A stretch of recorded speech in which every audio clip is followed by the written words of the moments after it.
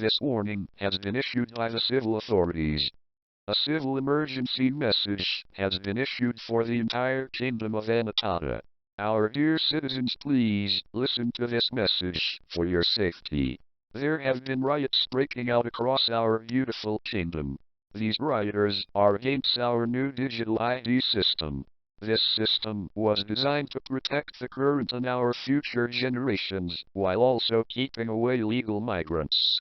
With this new ID, illegal migrants won't be able to get employment.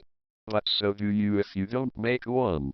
We are unsure as to why these riots are happening, but we are looking into this.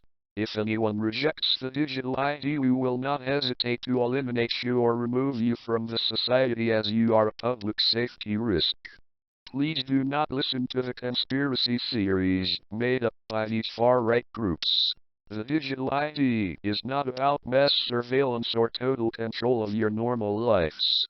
It is totally designed to help you with your day-to-day life and to prove that you are a legal citizen of Kingdom of Anatata.